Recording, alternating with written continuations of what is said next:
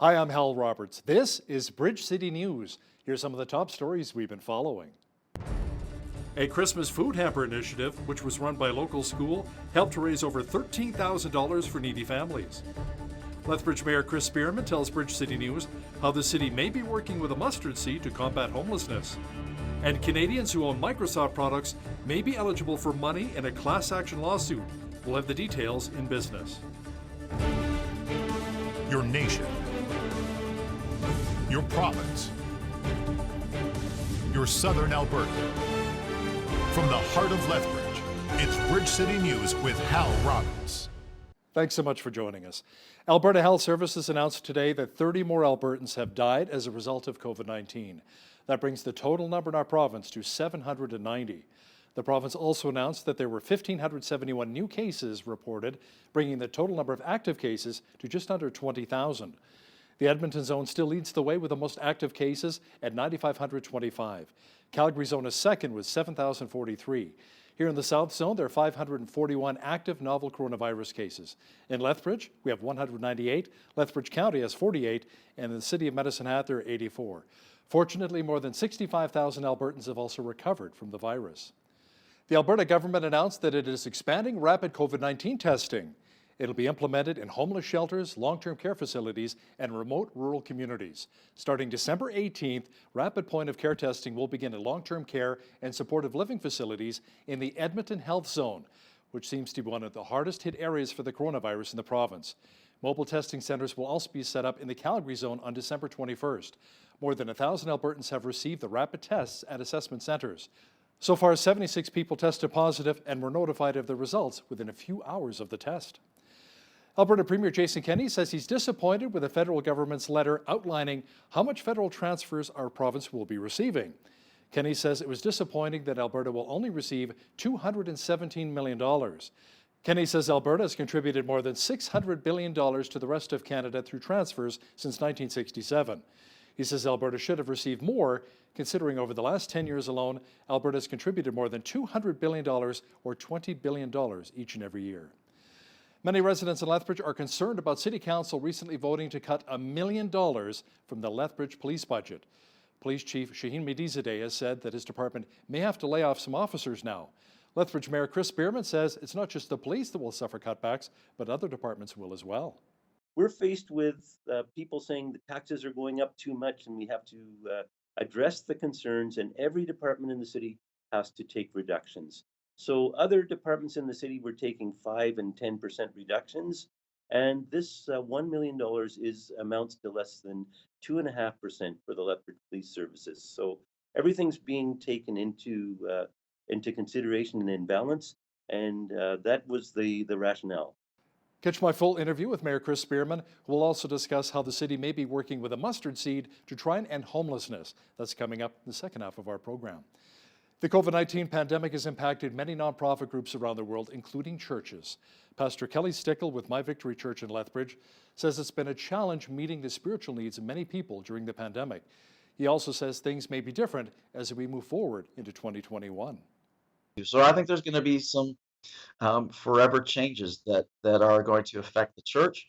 And I think our expectation that, this thing gets cured and everything's all good, everything's going to come back to what it was I don't think is probably realistic or wise to plan that way. So we're looking at what we have learned as a church in 2020 and where we can double down and where we can be more effective and make sure that we can minister to people where they're at.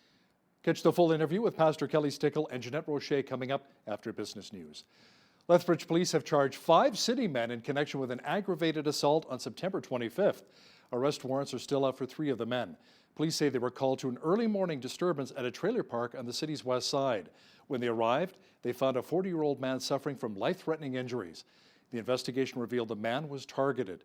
If you witnessed the incident and have any information that can help police, you're asked to call Crime Stoppers right away at 1-800-222-8477. One local school has made Christmas a whole lot sweeter for the families in it.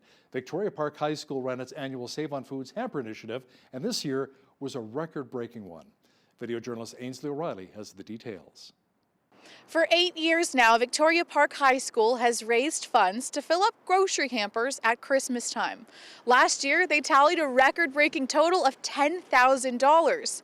This year, they smashed that total, raising over $13,000 for the campaign. It's a pretty big deal for our staff. The families are overwhelmed when we phone and tell them. For a lot of them, they say this made our Christmas. What we do is, our school, we have advisors for the students, and so the advisors get to make the call and say you want a hamper this year. Victoria Park and the 8 different programs in its umbrella host a draw deciding who gets the hampers. This year there were 65. Last year there were 48. In 2020, the delivery is contactless but remains just as meaningful. The cars are coming into our parking lot, they stay in their car, and someone greets them, gets their name, then we go into the gym, get their hamper, carry it out, and put it into their vehicle. The staff-led partnership is in conjunction with the Northside Save On Foods, the grocery store generously donating a large ham for each hamper. Very important to touch as many families as we can, because there's a lot of families in need this year, and it's a very good feeling for sure. With an outpour of community donations, Victoria Park spoke about the feelings of warmth that come with delivering food to families during the holidays. Often when we deliver them, the families are just overwhelmed. It's such a rewarding experience. For Bridge City News, I'm Ainsley O'Reilly. Local home builder Avonlea Homes went shopping at Toys R Us today to check off names from their Christmas list from the Lethbridge Family Services Angel Tree campaign. Loris Alexander has those details. It's almost every child's dream to go shopping in a toy store. But the big kid we spoke to today from Avonlea Homes had the pleasure of shopping on behalf of many children. Avonlea Homes has partnered with Lethbridge Family Services for the second year to bring happiness to families in need. There was a quote that came across, and it was, you may feel helpless, yet if you listen to the silence, you can feel the heartbeat of the community. And taking that, we knew that we could do more. So we reached out to all our trade partners, and the response was phenomenal and very quick. And we were able to, this year, contribute over 225 toys. This year is a really, really big year. COVID has hit many, many families super hard. We had 2,500 children last year registered. We're over 2,900 already, and we're thinking we're going to get to 3,000. The customer experience manager thinks of his own grandkids as he meticulously picks presents off the shelves. Myself, I'm blessed with 6 grandchildren, and just imagining Christmas in a different way and then not being able to open something, and I know that's not the whole bottom line of Christmas, but if I can add a little bit of joy and hope into a heart, I think that's tremendously successful. What I have seen as a community member is the community coming together, and businesses especially.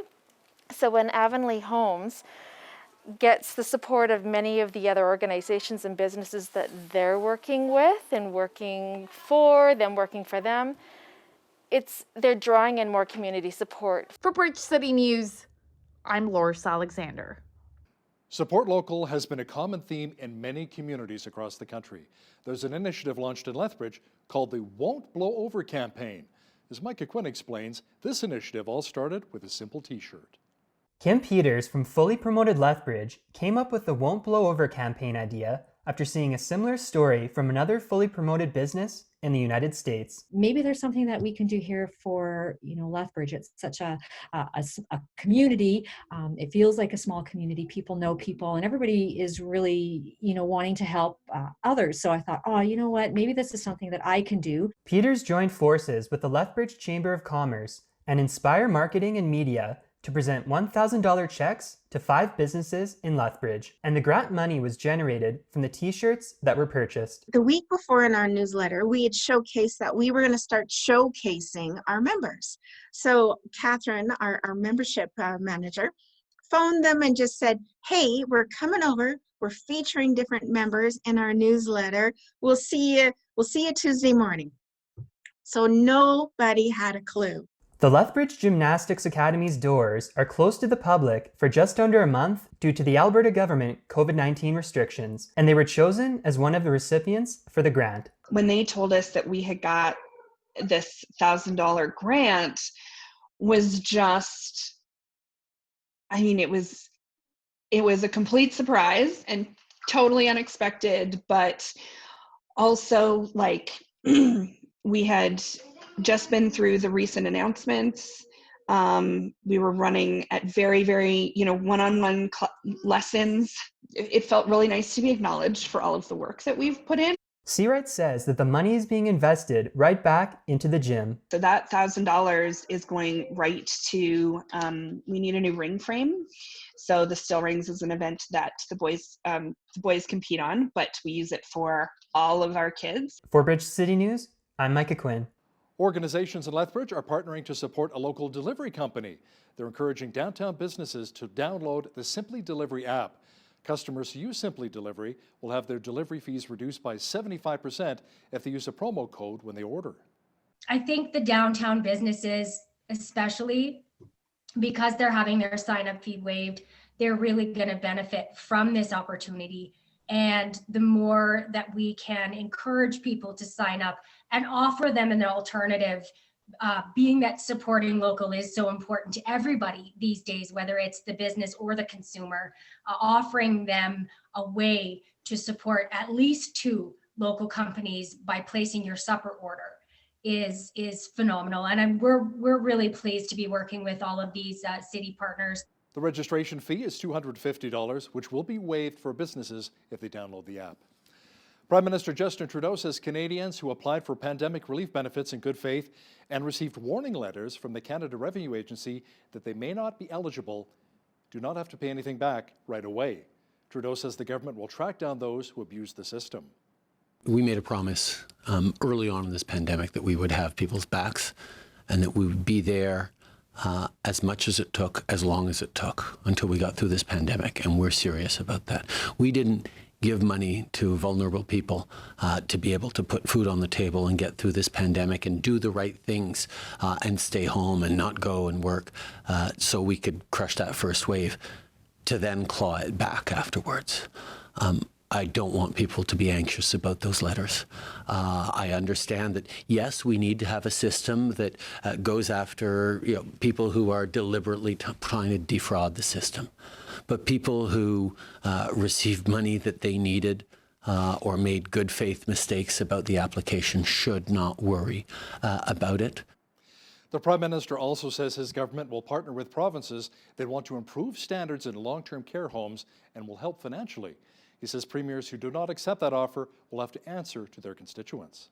We will happily partner and work with the provinces as we had during this pandemic. I mean, the fact that we were willing to take the federal measure of sending in the Canadian Armed Forces and then the Red Cross to support a very provincial area where we could, I guess, theoretically have said, well, no, it's your area, you deal with it. No. The federal government's going to be there to look out for every single Canadian. And that means, yes, working with the premiers. And I think the first step on that is making sure that the provinces who want to get the best levels of outcomes all work together to demonstrate those highest levels of standards. And the provinces that don't choose to give their seniors the highest level of standards will be asked questions on that by the folks who are sending their mums or dads into those senior centers, and it'll become a difficult answer for them to give. Deputy Chief Public Health Officer Dr. Howard New says the arrival of the COVID-19 vaccine in Canada is welcome, but only the beginning of the end. He's urging Canadians to keep following public health guidelines since it is not yet known whether the vaccine is effective. I want to take this opportunity to remind Canadians that we are not at the end of living with COVID-19. Rather, we are at the beginning of the end. As welcome as news of a first vaccine for Canadians may be, it is crucial for Canadians to continue following the guidance of their local public health authorities and to keep up with individual public health practices to protect ourselves, our families, and communities. The vaccine offers protection against disease, but studies are still underway to assess the vaccine's ability to prevent transmission. Ontario is reporting 2,432 new COVID-19 infections, which is a single-day record. The province's health minister is not heeding calls for stricter lockdowns. With over 900 people in hospital and 263 in intensive care, the Ontario Hospital Association's Board of Directors is urging a 4-week lockdown in COVID hotspots. Health Minister Christine Elliott says nothing is off the table, but the province is currently planning for when Toronto and Peel's lockdowns are scheduled to end. Saskatchewan residents can no longer have guests in their homes under a new COVID-19 health order. Officials have tightened several public health rules that are to be in effect until at least January 15th. Now, there are some exceptions, however, when it comes to household visits. Those who live alone can socialize with people in another household that is no more than 5 people. Child custody arrangements can also continue, and residents can keep receiving support services. Saskatchewan currently has over 4,200 active cases of the novel coronavirus. Close to 8,300 people have also recovered. Meanwhile, in Manitoba, 14 new deaths have been attributed to COVID-19. The province has seen over 530 deaths during the pandemic. There are currently around 5,800 active cases. Public health officials say more than 325 people are in hospital with the virus, but more than 15,600 Manitobans have also recovered from the novel coronavirus. A doctor at Winnipeg's Health Sciences Centre was the first person in the province to receive the Pfizer-BioNTech vaccine. Vehicle owners in Manitoba will be getting a break on their auto pack coverage next year. The Public Utilities Board approved an 8.8% decrease in vehicle insurance premiums. Motorists offering ride-sharing services, meanwhile, face a 20% increase for the passenger vehicle for hire category. The board approved consecutive rate increases of 20% for the next few years for those drivers. Public health guidance to avoid large parties in the age of the pandemic is about to collide with what is typically one of the biggest celebrations in the United States. That is the swearing in of a new president. It's a sea of humanity stretching out from the Capitol to the Lincoln Memorial. Hundreds of thousands of people gather. People have to begin to travel hours in advance just to get into DC and get through the security. And this year, President-elect Biden has said, we're probably not going to be able to have the kind of ceremony that people are used to seeing. And my objective is to keep America safe, but still allow people to celebrate. We had a beautiful, clear day with not a lot of wind here in Lethbridge, and the mild temperatures should be sticking around. A complete look at the weather forecast is coming up shortly. You know, the average temperature for this time of year is 0 for Lethbridge. That's not too bad, but nice to see that we've been seeing above that lately. Jeanette Rocher is here now with a full look at the weather forecast. Jeanette, the above seasonal values should remain for the next little while. Yes, they should. We should see some lovely temperatures coming at us, especially on the weekend there where we get into the double digits. Tonight, though, expect some wind, overnight low of -7 into tomorrow, Friday. Lots of sunshine, high of 5 degrees. Could feel quite a bit of wind gusts as well, up to 70 km per hour at times. Into Saturday, sunshine and a high of 7 degrees. And then look at that. For Sunday, we get those double digits up into the teens. 14 degrees is our high for Sunday. Expect some wind, though. Actually, Sunday night, we could also expect some flurries. Monday, mix of sun and cloud, 3 degrees. Monday night into Tuesday, 60% chance of flurries with a high of -4. Quite a difference from Sunday to Tuesday. And then Mercury climbing a little bit more for Wednesday with a high of 2 degrees, which is still above our seasonal average, which is 0 degrees. -12, the average low. 14 degrees was our high temperature in 1980. That's what it'll be on Sunday. Maybe we'll break a record then. -33 was what it was in 1983. Sun rose this morning at 8:24 a.m. and our Thursday sunset is set for 4:32 p.m. So 8 hours and 8 minutes of daylight. Expect a lot of rains over on the west coast overnight and into tomorrow for Victoria. 11 degrees is the high, 9 degrees the high for Vancouver. Heavy rains tomorrow. In Edmonton and Calgary, although we're going to be seeing sunny skies tomorrow, expect some flurries overnight tonight, dissipating in the morning. Calgary could expect some fog overnight as well, which will be dissipating late tomorrow morning as well. Lots of sunshine also expected tomorrow in Saskatchewan. Saskatoon's high, -14. They could have a risk of frostbite with the wind chill factors in play. -13 the high for Regina, -5 for Winnipeg. Winnipeg could expect some flurries as well. Over in Toronto, sunny skies, -2 the high. Sunshine also expected for Ottawa, -11. 11 is their high, and a beautiful sunny day expected from Montreal. Just a bit crisp though, with that -9 being the high. Of course, with the wind chill, it could feel a little bit chillier.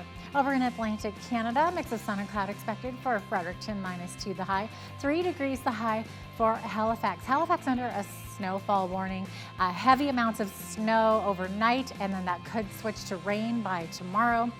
Charlottetown also expecting some flurries, high of 2 degrees. 0 over in St. John's, Newfoundland, also expecting some snowfall tonight and into tomorrow. So there you go, that is your forecast. Today's weather is brought to you by Four Seasons Home Comforts, experts in heating, AC, and fireplace install and repair. Ward Brothers Construction has been awarded the $62 million contract to manage the new 268,000 square foot Agri-Food and Trade Center in Lethbridge. Construction is expected to begin in the spring of 2021 and create more than 350 construction jobs. Around 50 new full-time permanent positions will be created to operate the facility in early 2023. Officials say the new facility at Exhibition Park will double the current hosting capacity and should be able to accommodate up to 7,000 people. The Agri-Food Hub and Trade Center is expected to contribute more than $90 million to the local economy. The Canada Energy Regulator says a contractor was seriously injured yesterday at a Trans Mountain construction site in British Columbia. Officials say the injury at the site in Burnaby was reported to the Energy Regulator, and its safety specialists were on site yesterday. Chief Executive Officer Gitan De Silva says those specialists will oversee the company's investigation and conduct an assessment of risk of potential non-compliances. CP Rail has announced a tentative 5-year contract with the union representing 360 signal maintainers. Company officials say the deal is the result of hard work and good faith negotiating between the railway and the union. The members still have to ratify the tentative agreement, and details were not released. Canadians who purchased certain Microsoft PC software between 1998 and 2010 are eligible to claim up to $250 without receipts in a class action lawsuit against the company. The software includes Windows, Office, Word, Excel, and WorkSuite. The software must have been purchased for either personal or business use. The class action alleges that Microsoft and Microsoft Canada were involved in a conspiracy to illegally increase prices for certain products, which classifies as anti-competitive behavior. Officials say more than 150,000 Canadians have filed claims against Microsoft so far. Canadians have until September 23rd of 2021 to submit a claim. And a claim can be filed by visiting the thatsweetmoney.ca website. Now, here's a look at today's markets. The TSX was up 85 points in the day to finish at 17,652. The Dow was up 148 points to 30,303. The S&P 500 was up 21 points to 3722, and the Nasdaq was up 106 points to 12,764. West Texas Intermediate oil was up 58 cents to 48.40 US per barrel. Natural gas was down 2 cents to 2.65 US. Gold was up 13 cents to 18.85.55 US an ounce, and silver was even on the day at 26.06 US an ounce. Wheat is at $272 per metric ton. Barley's at $275. Canola's up $10 to $613, and corn is at $295 per metric ton. Live cattle were up 68 cents to $114.45. Feeder cattle were up 13 cents to $140.98, and lean hogs were down 48 cents to $65.50. The Canadian dollar was down slightly over the past 24 hours to 78.59 US.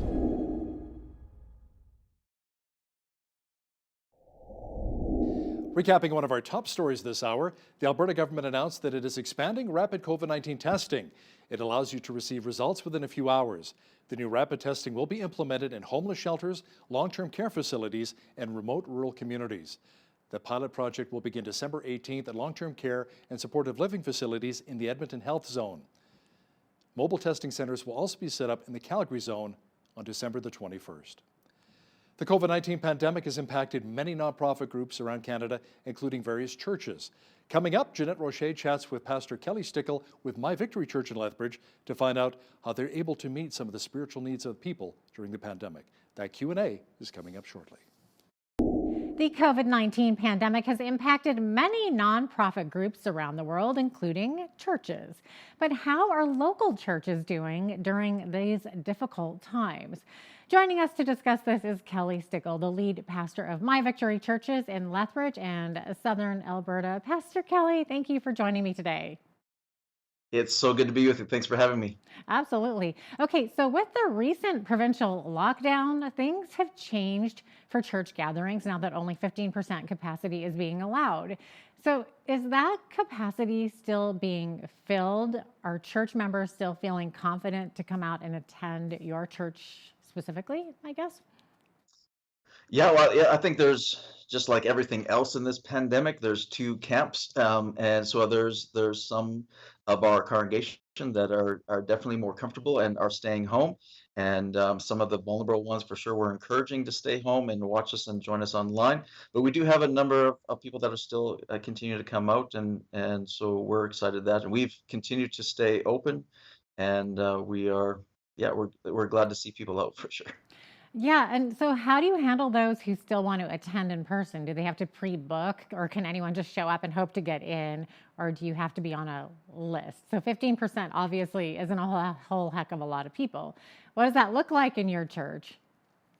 Yeah, well, 15% for us is we can have a attendance of just under 200, and that's so we got 134 adults, 45 children that can attend. So yeah, we're asking everyone that comes out to pre-register, and we're keeping a pretty close tally, a tab on how many that we're going to stay within those numbers. And when they attend, everything is masked and social distanced, and we have our staff and volunteers that are continually cleaning surfaces and bathrooms and doorknobs, and we've taken extra precautions for sure over the last number of months. Yeah, it's a different world we're living in. So different. All right, so Kelly, how many members prefer your online services and how many would rather just meet in person? Well, before this latest uptick in cases that were happening in the province, we were getting, just at the end of summer coming into the fall, we were getting about 60% in-person attendance from we were previously. And now we're on average on a weekend, we've been down to about 25% now that have been attending. We've had to multiply it, split that up in services and all of that to make sure that we can all get them in. But about right now, so the majority of our congregation is participating online. Wow. So do you know how many people are falling between the cracks? How many are simply not participating in church at all now with COVID-19 and all the restrictions? Yeah, I think there's a growing list. I think churches that I've talked to, pastors I've talked to around North America, even around the world, have noticed when the pandemic first hit, they were all excited because their online numbers were far greater than what their attendance was. But I think between, after Easter and just before the summer, churches worldwide started seeing a massive decline in people participating online. And I think everyone just started getting screen tired. I mean, how many Zoom meetings and and can we be a part of, and one more thing online? And so I think that was natural. But we've been very advantageous. Our staff have been working really hard to make sure that people aren't falling through the cracks. And we started a thing that we called CareNet, where we had a number of volunteers and staff members that made it a priority to contact everybody that's on our attendance list, and that's over 3,000 people, at least monthly, for just to check in on and make sure that they're doing okay and not falling through the cracks. But we've had to put the extra effort in to make sure that doesn't happen. So. I was going to say, that sounds like a really big job to reach out to 3,000 people every month. Yes, it is a big job. It takes a team to be able to do that. But and I'm sure there are some that have drifted away or are falling through the cracks, and we're continue to reach out, and hopefully, we'll see people kind of re-engage when this whole thing settles down. Okay, well, Kelly, My Victory has a very good reputation for reaching out to the non-church community and lending a helping hand to those in need. So what are some of the biggest needs in our community during this COVID time, especially as we get closer to Christmas? Yeah, as we get closer to Christmas, a lot of increased mental health issues. I think a lot of people are dealing with depressions like never before, anxieties like never before. So we're seeing a great increase in counseling and the need for that. I think just the lack of community that all these restrictions put on everybody puts a lot more stress on people's mental health and those things. So those are a big concern. I think the other big concern is financial. A lot of people now are, having their businesses shut down or limited, and are not able to work like they had, or getting laid off, or different things that are happening has put a lot of financial stress. So we've been, upping our counseling game, but we've also been really working hard with our My City Care projects in downtown, that making sure that we're taking care of people's financial needs, and just, we've been handing out food like never before. Our I think our My City Care met its record by April of what we typically did annually.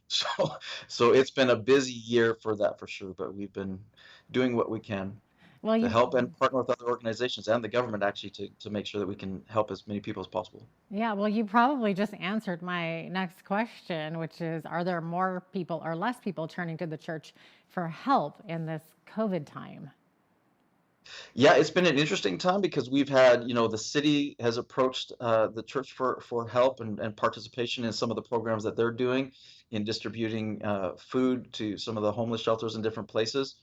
We've had the government of Alberta partner with us and want help in that, and so plus there's been other organizations we've been partnered with, and we've had a number of other churches in the city that have partnered with us as well in getting the needs out there, and meeting the needs in the community. So there's been a lot of people that, have been turning more to the church, and I mean, part of this whole thing, I think, has been a great opportunity. There's always an opportunity in every crisis, and I think the church, taking our job back, in essence, and meeting the needs like Jesus did, following his model, and feeding the hungry, and helping the poor, and reaching out where we can, I think, is important for the church to do, and so we've been passionately doing that.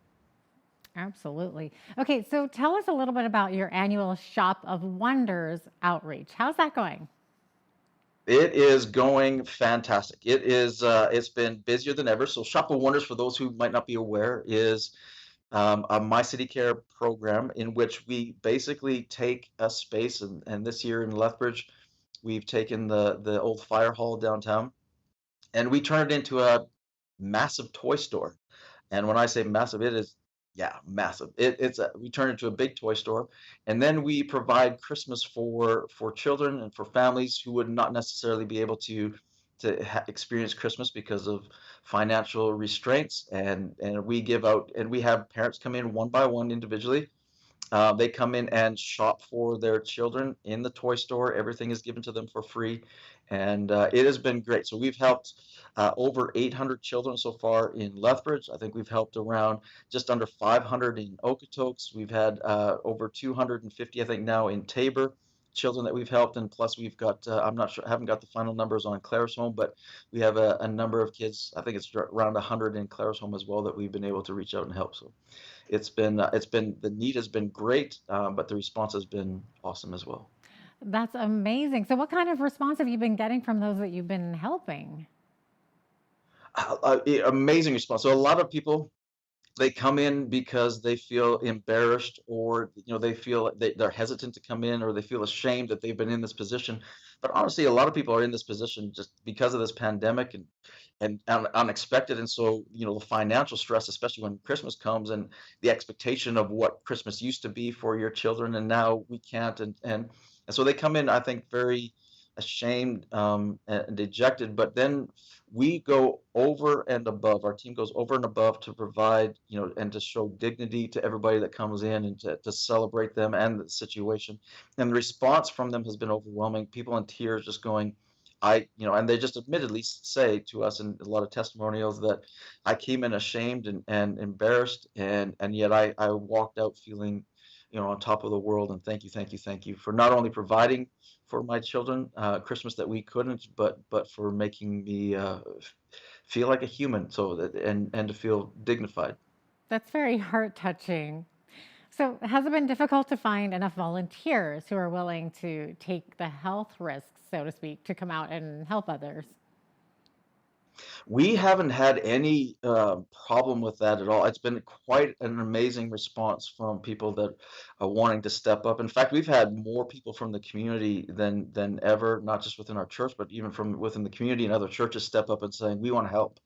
And we take every extra precaution and make sure that all of our volunteers are safe and that socially distanced and masked and sanitized and above and beyond to take care of them. But we've had great response from volunteers and they've been absolutely amazing. That's fantastic.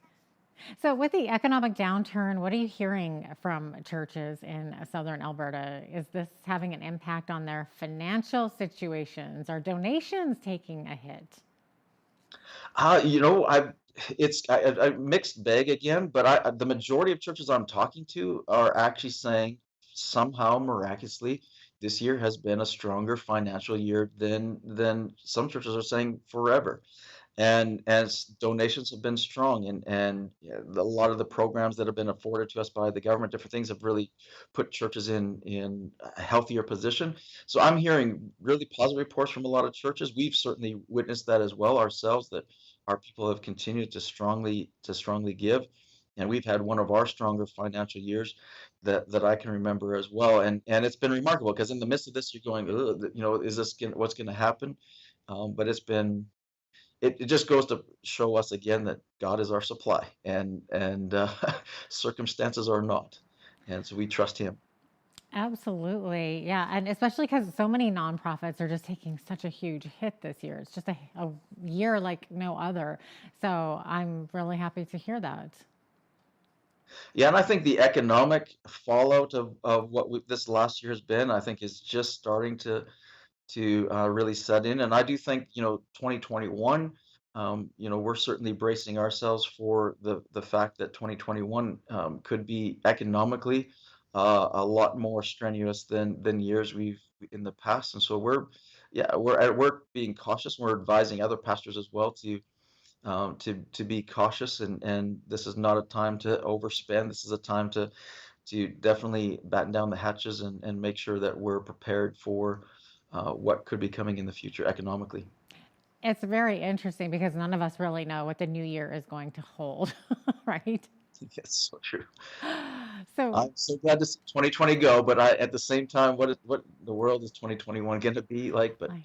yeah, we Absolutely. we tr- So, Kelly, how are you managing to help the spiritual needs of congregation members with the restrictions? I would imagine it's a lot more difficult. People still need prayer and counseling for marriage challenges and addictions, etc. How are you guys handling that? we are taking advantage of technology. I can't imagine how we'd be able to pastor today without the technology that's afforded to us. Um, with isolation, we can technologically get to people. So we're using Facebook a lot for connections and connecting with people. We're providing opportunities for prayer and for counseling on Zoom and making sure people electronically get us prayer requests and we get our prayer teams on it and we're following up with them in those prayer requests and we're doing whatever we possibly can to make sure that we can still meet needs and use whatever means necessary to help people where they're at. Yeah, and I would imagine you're probably seeing an increase in people struggling with anxiety and depression during this time too. Yeah, absolutely. That again, I think the biggest fallout of this thing is, there's a health risk, but I think the mental health risks are very scary, and I do think that we are seeing a lot more marriage counseling, depression counseling, a lot of family counseling. A lot of that stuff is addictions counseling is definitely on the rise, and it's definitely seeing an increase. Yeah. So, Kelly, any final thoughts on where the church is headed with the new year? We talked about 2021 being so uncertain, but any thoughts on where you're headed with the new year with these COVID challenges? Yeah, well, we like everybody else. I think it's interesting to try to plan for what the new year is going to look like without, with so much uncertainty. It's hard to kind of have a, true clarity into what the next year is going to look like. But for me personally, through much prayer and talking with other pastors and with our team, I don't know that we're ever going to go back to normal, whatever normal, was. I don't know if that we're ever going to. I think if the world was a rubber band, it probably stretched beyond what it's going to be able to go back to. So I think there's going to be some forever changes that are going to affect the church. And I think our expectation that this thing gets cured and everything's all good, everything's going to come back to what it was is, I don't think is probably realistic or wise to plan that way. So we're looking at what we have learned as a church in 2020 and where we can double down and where we can be more effective and make sure that we can minister to people where they're at. So we're looking at a number of different creative elements of in 2021 to make sure that we can continue to reach people in all platforms in all areas and reach them where they are rather than expect that everything's going to come back to normal. Mm-hmm. Pastor Kelly Stickle, lead pastor with My Victory Church in Lethbridge. Thank you so much for joining us today. And Merry Christmas, by the way. It's my pleasure. Once again, we are pleased to have Lethbridge Mayor Chris Spearman join us here to talk about the current issues here in the Windy City.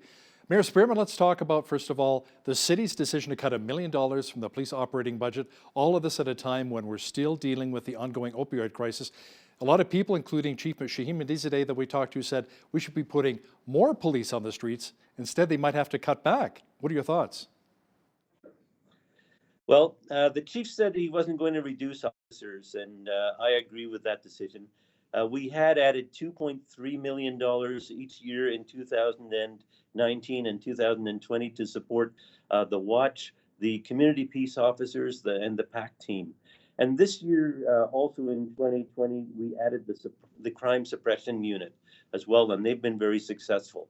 But of course, we're faced with people saying the taxes are going up too much and we have to address the concerns, and every department in the city has to take reductions. So other departments in the city were taking 5 and 10% reductions, and this $1 million amounts to less than 2.5% for the Lethbridge Police Services. So everything's being taken into consideration and in balance, and that was the rationale. So we anticipate that the police will be able to do their job with the funding that we provided them. And of course, we'll be in regular communication with the Police Commission to understand how they will allocate the $37 million in funding that we did provide with them. If you're cutting $1 million out of the LPS budget, what will some of that money go towards? Maybe social programs here in Lethbridge? No, we're reducing money across the whole budget in order to maintain a zero tax increase in 2021 and 2022. So we will be looking at reducing services, and we have gone department by department to do that. It's up to the Police Commission to decide how the police budget will be allocated. And the Police Act requires that we simply provide a funding envelope to the police and that the Police Commission determine how that money is allocated. So let me ask you something. What kind of a feedback are you getting from taxpayers now with the fact that we've cut $1 million out of the police operating budget? We're getting mixed feedback, and it's never easy to make these decisions at City Council, but people also tell us that taxes are too high, that we're the second highest taxed municipality in Alberta, and City Council is trying to respond to that as well. Do you think maybe some of the decision was perhaps influenced by a lot of the talk of defunding the police movement south of the border? Not at all. There was no discussion at all of that during the budget debate. Okay, now let's talk a bit about the mustard seed coming to Lethbridge and partnering with the Lethbridge Soup Kitchen. Will the city be rezoning the area around the Ramada Inn or Mayor McGrath Drive there to allow them to establish a sober shelter and permanent supportive housing units? That's too early to say. We've had one presentation to our Community Issues Committee by the Mustard Seed, which basically explained to Council what their intent was.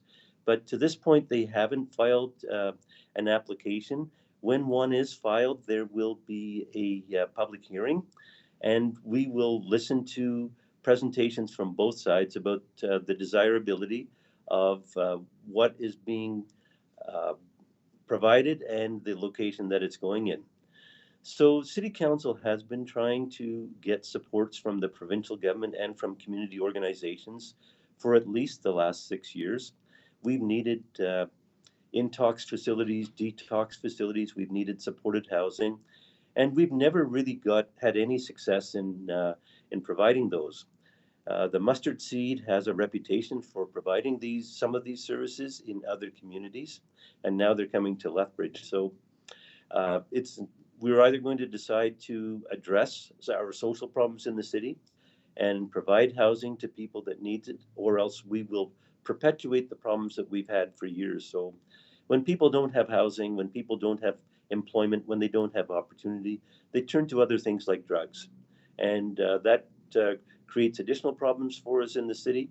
And of course, we know that we have about 200 people that are without adequate housing, whose needs have to be addressed, and we have to find a way to address that solution. The mustard seed may be that solution, but if we don't give fair consideration to an organization that comes to try to address those needs in our city, if they leave, then we're stuck doing what we've been trying to do for another 6 years, or for the past 6 years. The mustard seed's actually gone on record saying they want to end homelessness here in Lethbridge. But let me ask you something, is that possible?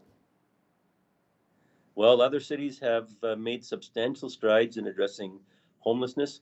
The federal government is providing a unique opportunity. They're providing money to municipalities across Canada to address homelessness like they have never done before. And organizations can apply for that federal funding if they get matching funding from other sources.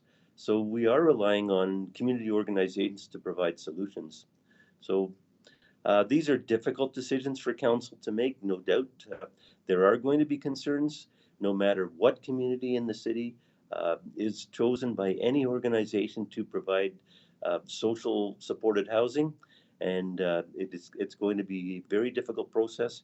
But if every application that comes before council gets turned down, we're still going to have hundreds of people without housing in the city, and we're going to have extensive social problems. Now, the last time I checked, there were not one, but 2 elementary schools by the Ramada Inn. Have any of the parents expressed their concerns to you about seeing the Ramada turned into supportive housing? There's a petition with about 5,000 names on it, and I'm not sure how many of those people are living in the vicinity. The schools are 2 or 3 blocks away from the intended site. So it is a supported housing facility. How well that is run and operated is key, and we need to make sure that we understand the difference between a supported housing facility and a homeless shelter. Mayor Spearman, let's talk now about the mandatory face covering bylaw here in the city. It's on until February 23rd, and council will meet again on the 11th to talk about another possible extension. How is it looking so far during this pandemic? Well, in all honesty, I think it's too early to say. It all depends what happens now. I think everyone's been very concerned to see the numbers doubling through the month of November and December. Things have let off in the last week or so. I was very concerned to see numbers in the city of Lethbridge going more than 200 active cases in the last week, but it's stabilized now. I guess my point is that those numbers can vary and change at any time. We need to continue working as a community to make sure that we're protecting each other in every way possible. And that includes following all the prescribed health guidelines, those being washing your hands regularly, using sanitizer, maintaining physical distancing, and wearing masks as much as possible whenever physical distancing can't be maintained. So we've always said that we want to keep each other safe and we want to keep our businesses open.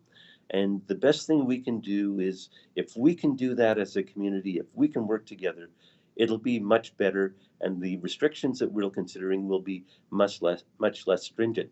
When things get out of control, we're going to try to manage the situation as best as we can.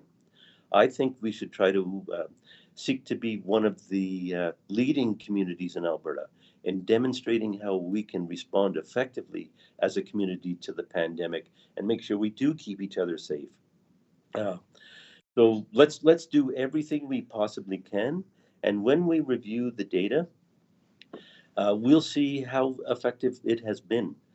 I was on a phone call last night with the Premier and with Dr. Hinshaw, and they said, don't look at January the 12th as a day when all the restrictions come off. Look at it as a day when we do a reassessment. And we'll see how successful we have been. Because if we're still looking at numbers across the province of 1,500 new cases a day and higher, if we're still looking at positivity rates of 8% and more on individuals who are being tested on a regular basis, the restrictions won't be lessened.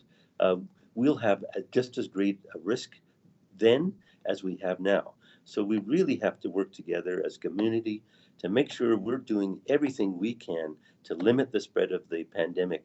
We want to make sure that we're doing what we can to save lives. So Mayor Spearman, speaking of Premier Kenny, you said you talked with him recently along with Dr. Dina Hinshaw. Let's also talk about EMS and the fact that you don't want the province centralizing the EMS services, and you wrote a letter along with Tara Veer from Red Deer, and you teamed up with the mayor of Wood Buffalo. Tell me a bit about that. Yep. So the real concern we have is if we lose EMS dispatch, basically what that means is ultimately we will have to separate our fire and ambulance services here in the city of Lethbridge. So the EMS will dispatch the ambulances, but there will be an added cost of up to our fire chief has said that there will be an added cost of $3.7 million because we will have to have parallel ambulance and fire services.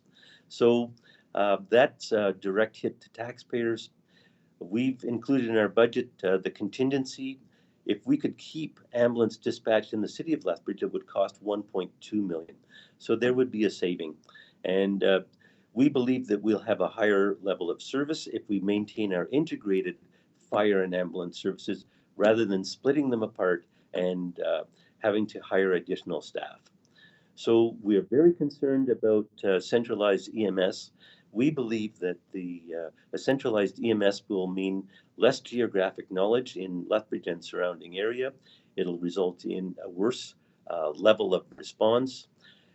When we have ambulances that are diverted away, and we only have 6 ambulances in the 3rd largest city of Alberta, sometimes up to 3 are on inter-facility transfers to Calgary, tied up. That means that when we have ambulance calls going in and all 3 existing ambulances are in use, we'll be bringing in ambulances from 10 or 20 kilometers away to respond to medical emergencies, lower levels of service. We believe that this is going to be tragic for the city of Lethbridge. And we believe that whatever system takes place, if the province takes over ambulance dispatch, that there should be accountability and transparency on the level of service that's provided. So we're very concerned that our citizens will receive a lower level of service and that medical emergencies will not receive the care and attention that they deserve. And we believe it's a poor financial deal for the city of Lethbridge. The recent provincial government restrictions say that retail businesses can only have 15% occupancy, capping at 15 points, the same with places of worship, including churches. The business owners you've spoken to, I've spoken to many as well, they say they can't survive this lockdown. It's going to be extremely difficult for them. And even the restaurant owners I've spoken to, they're saying the curbside pickup is not going to be enough for them. What are you hearing from a lot of these business owners who are the bread and butter of our economy? Yeah, I think business owners are very concerned, and I share their concerns. And the Premier's made it clear that they'll be looking at the situation again on January the 12th. If we all do everything we can to limit the spread of the pandemic, that is our best chance to keep our businesses open. So we've always said, let's make sure we keep each other safe and let's keep our businesses open. So if we show dramatic progress, if we show that we can control the pandemic, that's our best opportunity to make sure that our businesses stay open. Now, there's actually some good news in the fact that the Winter Lights Festival is still a go at Nikkiyuko Japanese Garden. Tell me about that. Yeah, it is an outdoor event. People can basically do a self-guided tour or with their family members at Nikkiyuko. It's exciting. Of course, Nikkiyuko was named as one of the top 10 Japanese gardens in Canada, and the Winter Lights Festival is another season. It's a great opportunity. You know, when there are so many things that are canceled right now, It's an opportunity to lift your spirits, go somewhere in the city, share some of that that fantastic enthusiasm that they are producing at Nikkiyuko. It's wonderful to see, and they build on it every year. There's always additional things provided. So I would encourage people in our city to go and visit Nikkiyuko this year. Heads up, you have to get your tickets in advance. Amen to that. Now, we've only got about a minute left here, Mayor Spearman. Some exciting news with the province and the federal government ponying up to announce a new 64-unit seniors housing here in Lethbridge. Can you share a few details on that and how much it means to the people of Lethbridge? Well, what we're looking to do, of course, is provide employment in recovery. So this is tremendous. It's about $11 million investment.